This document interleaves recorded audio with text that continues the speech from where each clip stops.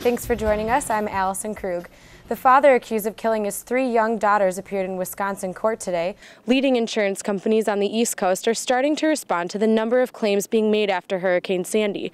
From business interruptions to property damage, the number of claims will be flooding in for the next few weeks. Today's primary election will determine who's on the ballot in November. We spoke with voters this morning on what issues they say are most important to them. Spencer and David are doing their part to give back to their little blue loon by partnering up with 2 organizations that help take care of the lakes across the Midwest. We're here at the Mall of America celebrating 20 years of fun, and who can have a celebration without a cake? We're going to talk about this cake and who made it coming up after the break.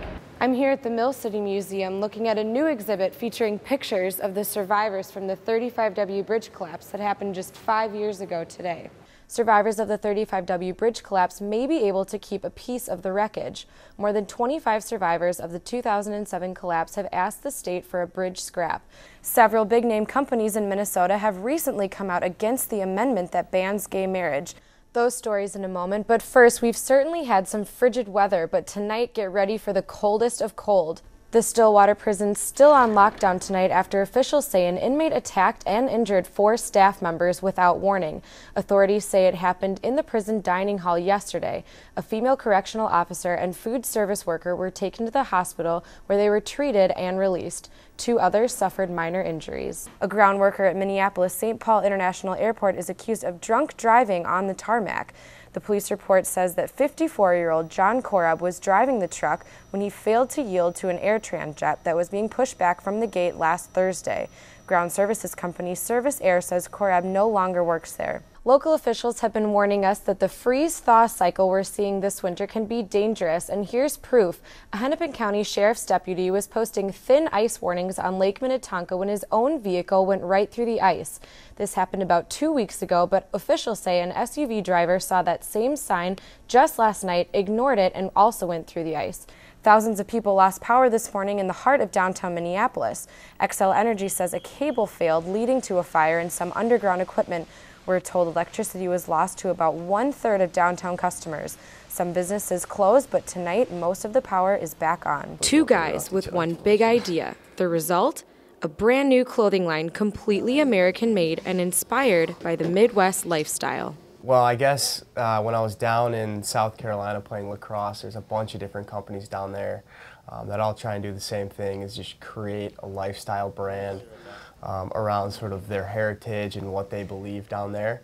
And there was nothing exactly like that for the Midwest. But life at the lake wasn't the only inspiration for this company. Initially, I think the idea, well, we were trying to come up with a logo, so we were thinking more nautical things like a boat or a sailboat, something like that. But as we sort of further developed that idea, we thought it needed to be something that when you saw it, people instantly resonated with and said, that's Midwest. The loon doesn't only look good on their hats and t-shirts, but also on our Minnesota lakes. Spencer and David are doing their part to give back to their little blue loon by partnering up with 2 organizations that help take care of the lakes across the Midwest. The first one's Conservation Minnesota, and then the other is Alliance for the Great Lakes.